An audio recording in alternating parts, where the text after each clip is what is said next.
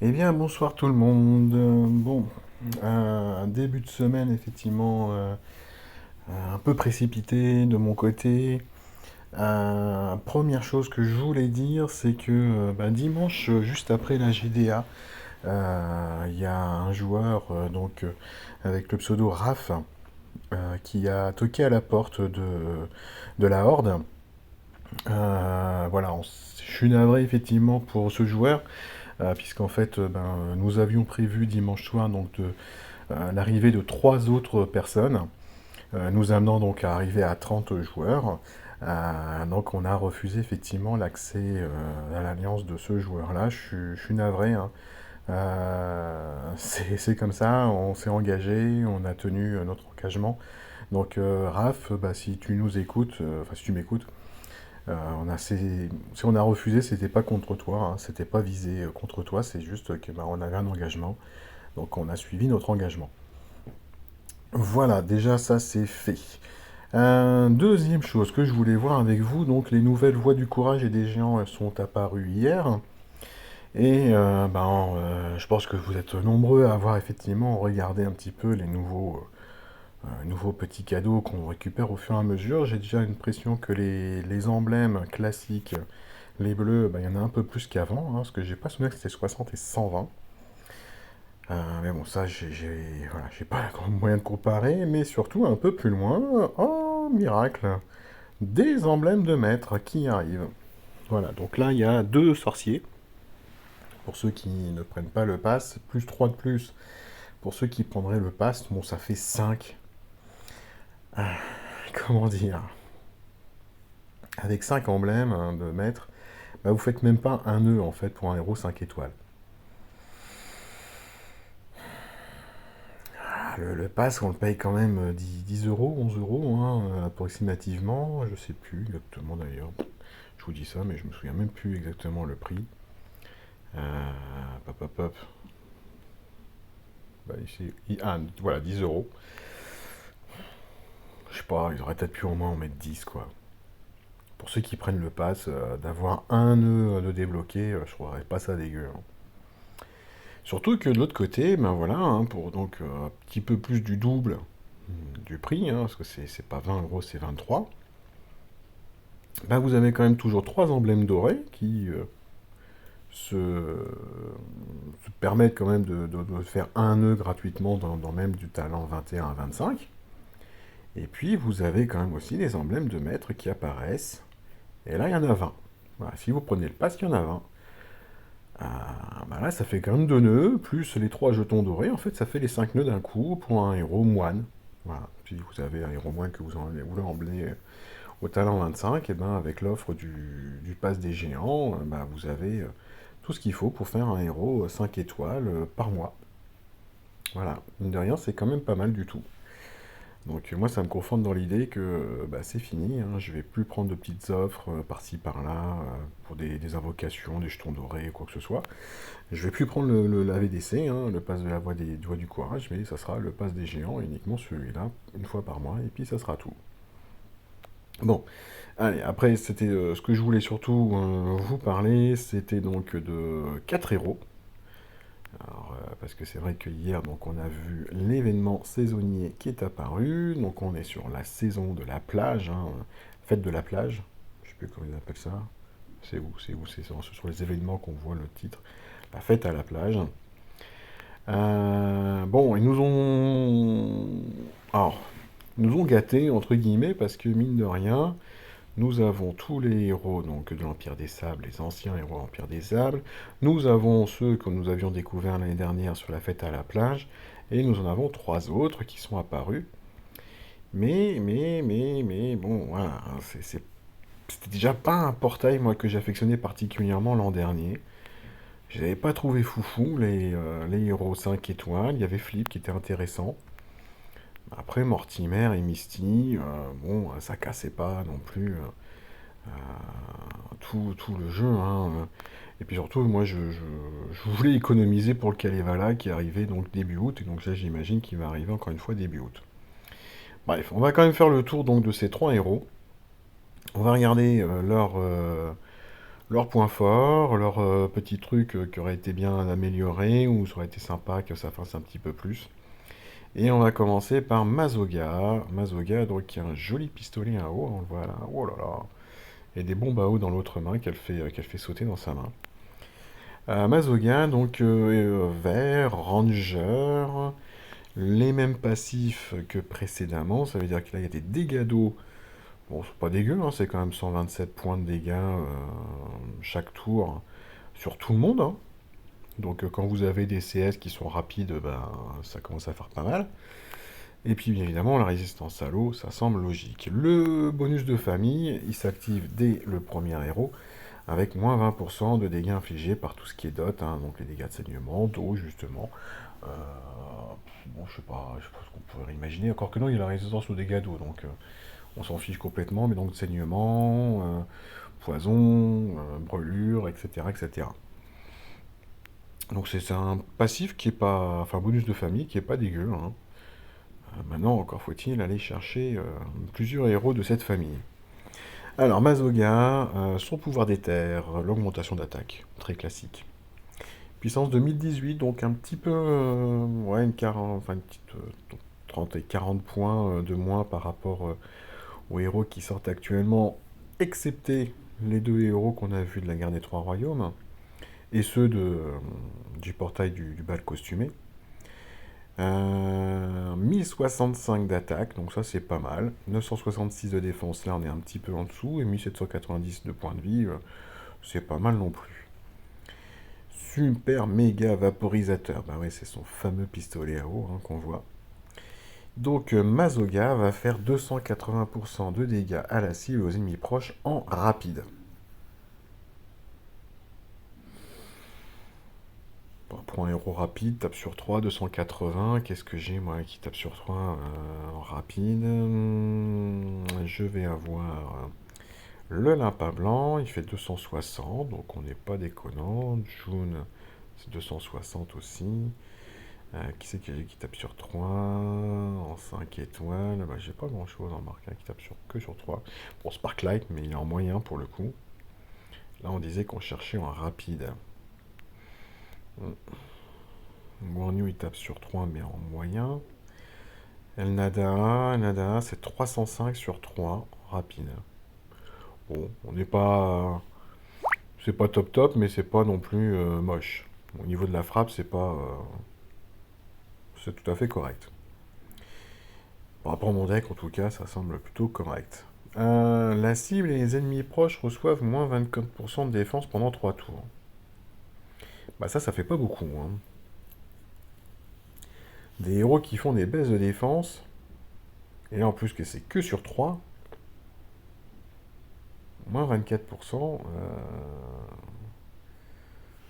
bof. Par contre, la durée de l'effet est réinitialisée si la cible reçoit des effets négatifs. Et ça, c'est pas mal du tout. Ça peut être très intéressant.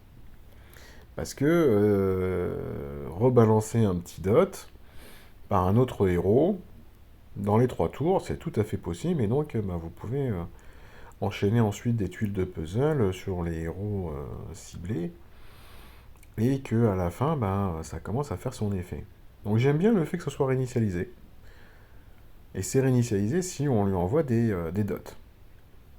C'est pas des trucs qui sont réinitialisés éventuellement parce qu'on lui a fait un essai de faire un soin ou quoi que ce soit.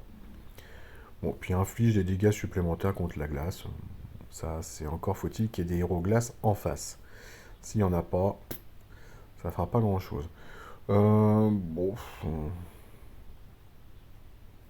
voyez, je me plaignais qu'en ce moment, on n'avait que des héros d'événements qui sont quand même très très sympas. Bah, les héros saisonniers, c'est quand même pas à chaque fois la teuf, hein. C'est pas la fête à la plage du tout, là. C'est sympa, mais de là à dire, ah ouais, ouais, il faut, c'est un must-have dans le deck. Ouais, moi je trouve qu'il y a quand même plus sympa en rapide. Quand vous allez regarder dans le portail des gobelins ou des elfes, par exemple, il y a des très très jolies choses qui sortent aussi en vert, hein.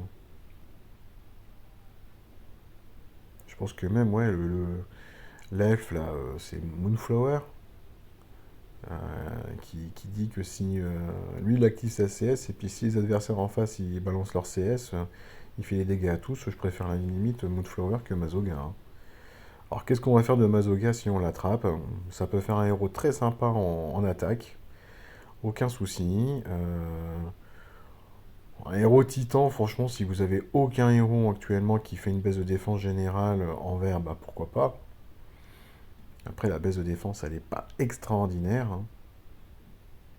Euh, Booster de bonus, bah, pas plus d'intérêt que ça. Ruée, bon, non, hein, ruée, vous allez certainement trouver mieux en vert. Donc ouais, pourquoi pas pour des frappes d'attaque si vous en avez besoin.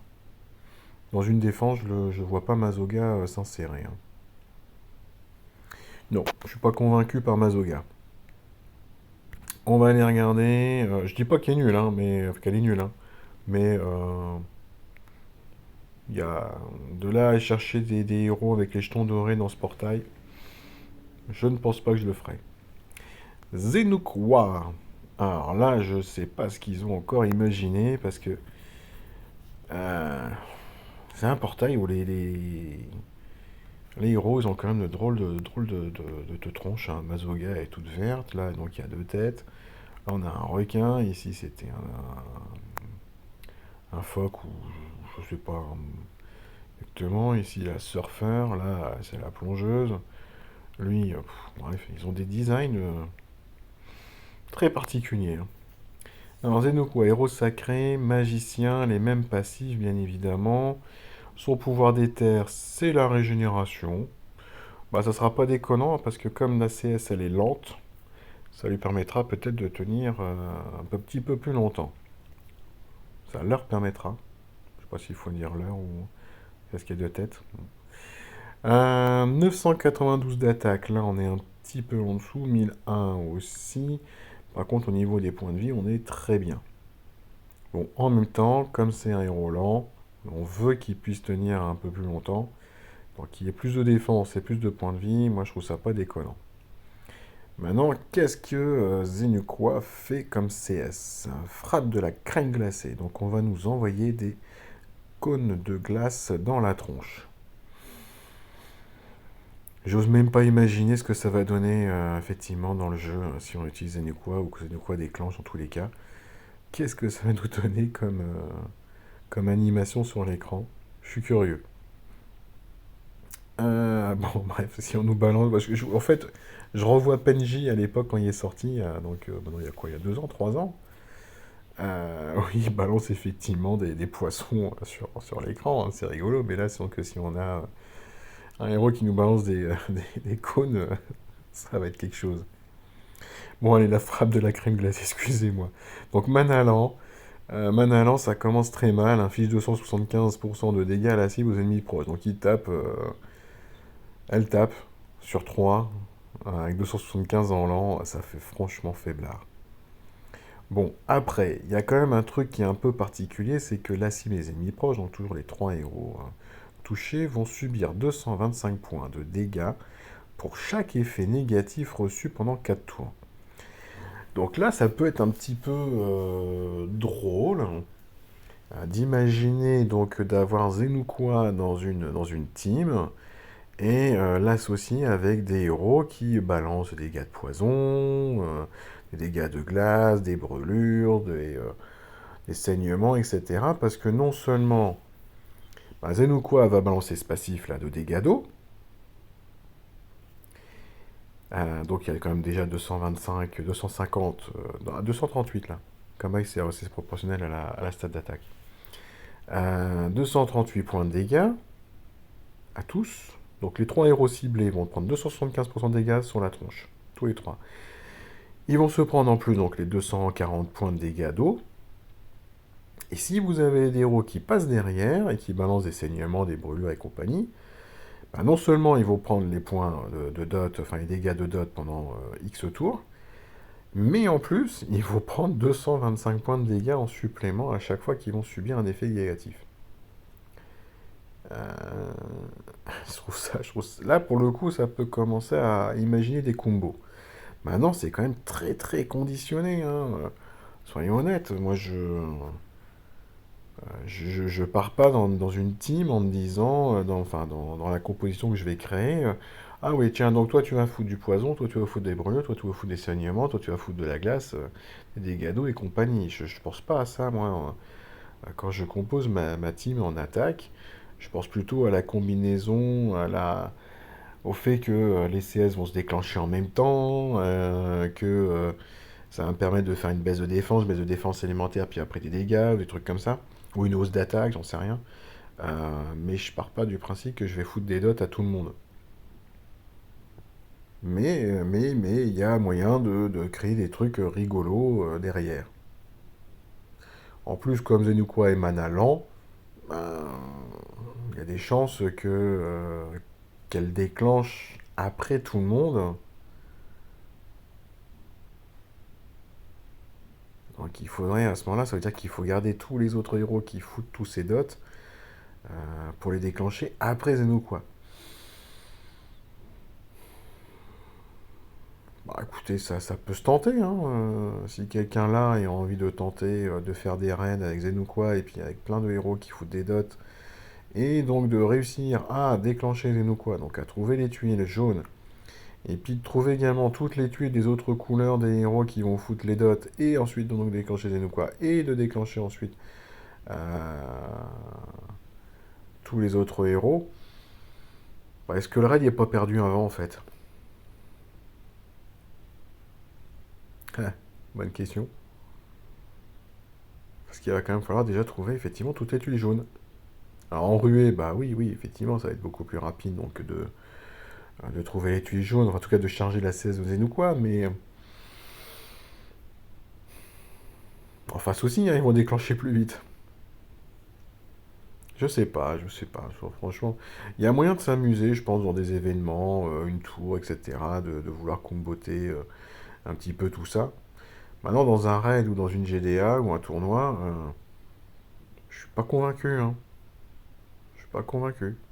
Mais il y a un petit truc rigolo à essayer. Je, je ne ferai pas, puisque de toute façon, je ne risque pas d'invoquer sur ce portail. Mais si vous vous amusez à invoquer que vous chopez et ou quoi, bah, voilà, il y a quelque chose à faire. Et puis sa CS n'est pas terminée, hein. Le lanceur et les alliés proches, donc là ce sont que les deux copains à côté, vont être immunisés contre les nouveaux effets négatifs pendant 4 tours. Encore une fois, c'est mana lent, donc. Et ils récupèrent 225 points de vie à la place de chaque effet négatif qui leur est infligé. Bon, c'est pas mal, c'est juste dommage que c'est pas sur tous les héros, quoi. En mana lent, moi ça m'aurait pas dérangé, j'aurais pas trouvé ça déconnant que ça se fasse pour tous les héros. Surtout que c'est encore une fois un truc qu'on peut retirer, hein, donc ça serait non dissipable. Ouais, c'est dissipable. Bon. Non, je suis pas convaincu non plus par ce héros. Même s'il y a des choses rigolotes à imaginer, je suis quand même pas convaincu par ce héros. Peut-être que je rate quelque chose, j'en sais rien, mais moi je suis pas emballé. Les dégâts, je trouve qu'ils sont trop faibles pour taper sur 3 en mana lent. Le truc là d'histoire de points de dégâts supplémentaires si les adversaires, et encore que les 3 cibles, reçoivent des dots, ça peut être rigolo, mais j'irai pas m'amuser à chercher ce genre de choses. En tout cas, imaginer une frappe avec ça, je conçois pas. Non, non, je suis pas convaincu. Soit ça tape pas assez fort, soit c'est trop restrictif à chaque fois parce que c'est trois héros qui sont ciblés. Et même chose, l'immunité, ça aurait été bien que ce soit sur tous, hein. Moi je suis désolé, vous avez une Hathor ou Hathor costume, quand elle fait l'immunité, elle le fait sur tous ses potes, hein, si je me trompe pas, hein. Attendez, ça se trouve, peut-être que je dis une bêtise. Euh, Qu'est-ce que j'ai quelqu'un qui a Hathor là-dedans, moi? Moi je l'ai pas en tout cas. Sinon, non. Est-ce que j'ai une Hathor là? Plus. Chat, t'as pas Hathor, non. Oh là là, j'ai pas de Hathor moi ici. Notre classement raid. On va trouver des Hathor quelque part. Ah, on commence à trouver des Diaoshan partout, hein. Ah, voilà. Ouais, c'est bien tous les alliés, on est bien d'accord. Donc, et elle fait ça en rapide, hein. Alors, c'est sûr qu'elle soigne pas en supplément derrière, hein, mais si on essaye de balancer des effets négatifs, mais bon, là, moi, je trouve ça un petit peu dommage que ce soit pas tout le monde. Voilà, ça aurait été tout le monde, j'aurais aimé un petit peu plus la CS, et je pense qu'on aurait pu faire quelque chose de sympathique avec. Allez, et puis on termine avec le requin, Deve Wave, ou je sais pas comment il faut dire.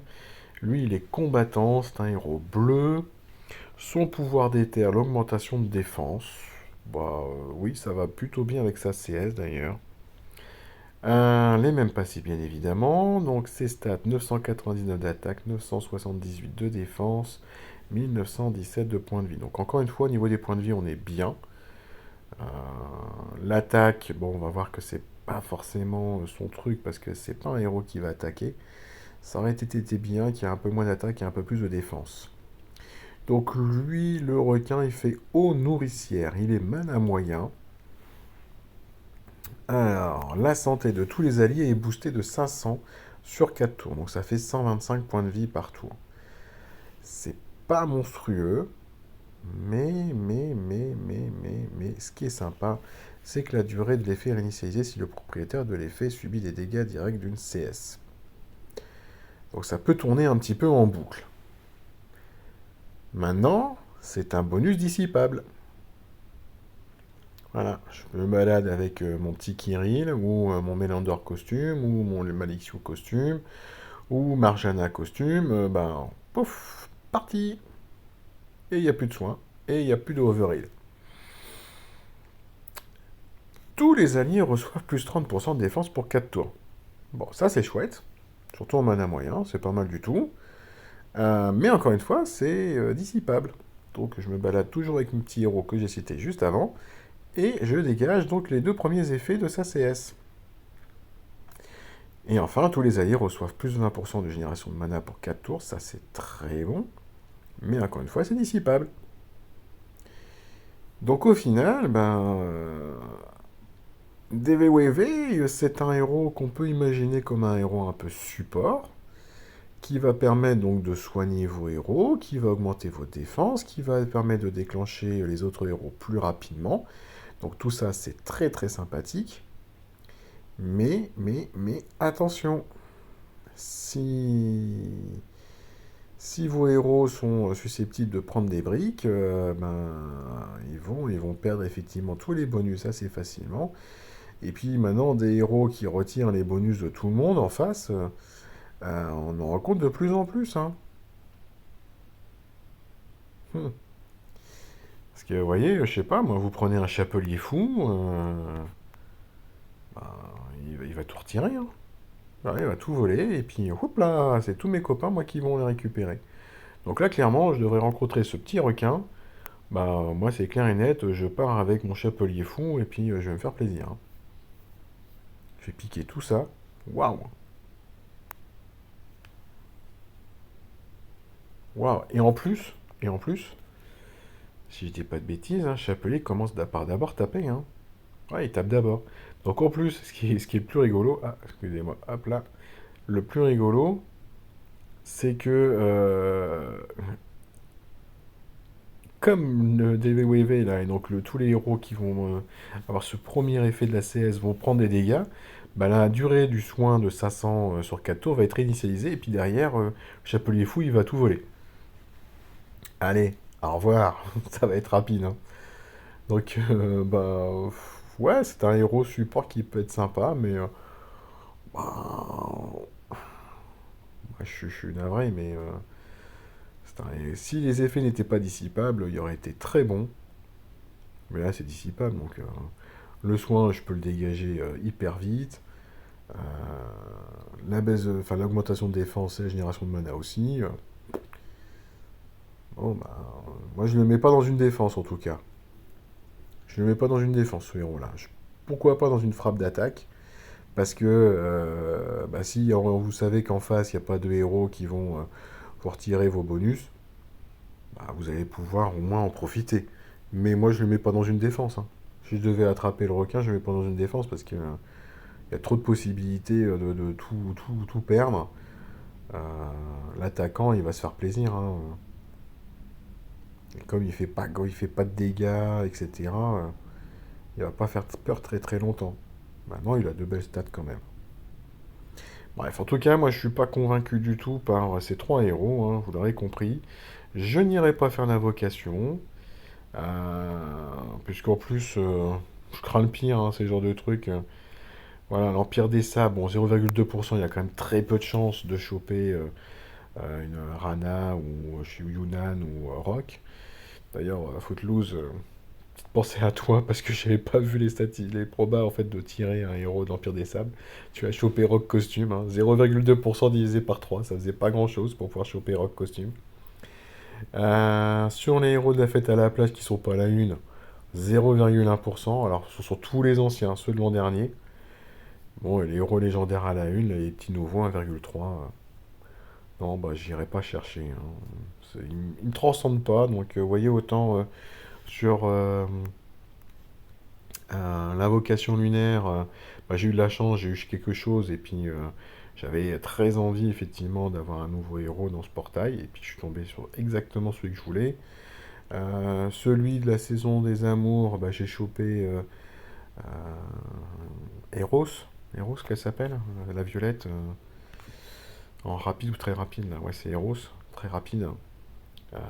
Oui, je l'ai amélioré, je suis allé au bout maintenant en titan, j'aime bien l'utiliser, hein. Ouais, j'ai eu de la chance parce que c'est vrai que j'aurais pris n'importe qui, hein, dans ce portail-là. N'importe qui m'aurait bien plu. Et puis bah, je suis tombé sur elle, ça tombait bien. J'étais en manque de héros sombres.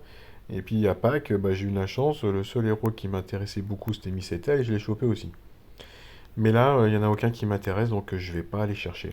Voilà, il n'y aura pas d'invocation de ma part sur ce portail. Et je vais garder mes jetons, mes 26 jetons dorés, je vais les garder pour Kalevala en août. Voilà, voilà les amis. Dernière chose. Bon, alors, l'invocation des légendes est revenue, alors que SG nous avait promis, enfin nous avait prédit plutôt, que bah, ça, ils partaient en vacances, à nos héros légendaires, ils partaient en vacances. Finalement, ils sont revenus sur cette histoire et ils nous ont remis l'invocation de légende. Alors, c'est très très sympa, parce que ça reste quand même un portail. Alors, très honnêtement, j'ai pas souvenir. Mais là, j'ai remarqué hier qu'en fait, il n'y a pas de héros 5 étoiles classique dans ce portail. Et j'ai pas souvenir qu'avant c'était le cas. J'ai pas souvenir que c'était effectivement qu'on n'en avait aucun de classique en 5 étoiles. Donc ça veut dire que si vous chopez un héros 5 étoiles, c'est forcément un HOTM ou un héros champion. Donc ça, c'est quand même pas mal, hein, parce qu'il y a quand même 2,5% de chance euh, en tout pour pouvoir choper donc, ces héros-là. Euh, Entre ceux que vous mettez à la une et ceux que vous mettez pas à la une. Alors après, je suis désolé, mais ceux à la une. Alors Totamoon, on en discuté un petit peu ce midi avec un joueur de l'Alliance, Fouvin, coucou à toi si tu m'écoutes. Totamoon, moi je trouve que c'est un héros qui est pas dégueu quand même, hein. Le pouvoir de la famille 2017, c'est la génération de mana. Son lien élémentaire, si vous avez un deuxième héros de la famille 2017, c'est encore la génération de mana. Zéline est très bien aussi. Musashi, je suis un peu moins transcendé, hein. Il tape pas assez fort à mon goût, donc bon bref. Voilà. Grégorion pour les coups critiques, hein, pour ceux qui aiment les coups critiques et qui veulent s'en servir en titan, pourquoi pas. Kiona pour moi, c'est un gros nom, hein. Il n'y a pas d'évolution du tout sur ce qu'elle fait. Et puis après, bah, c'est des héros qui n'ont pas de costume et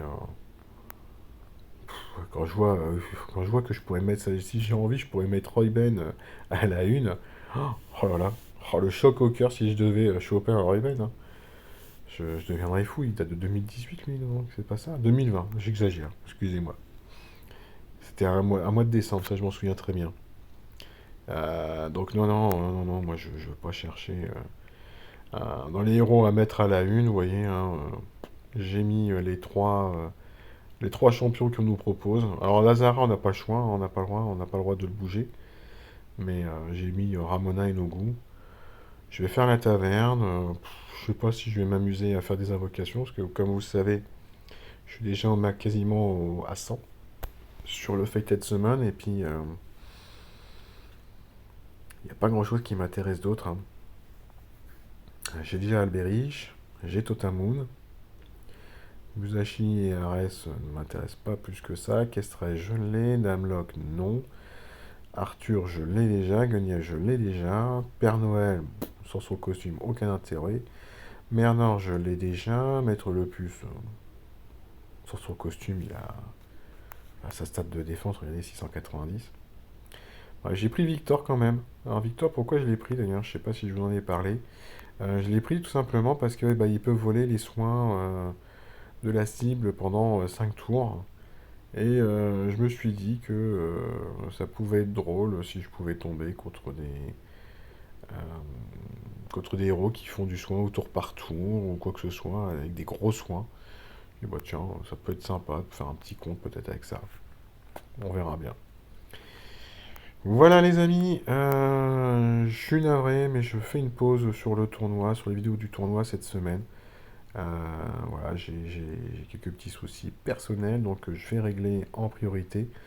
Dès que je me ressens donc de refaire quelques vidéos tournois, je le ferai, mais là, non, pour le moment, je me donne du temps pour moi, mais par contre, voilà, je reste sur le jeu, je reste joignable sur Line pour ceux qui veulent éventuellement m'envoyer quelques messages.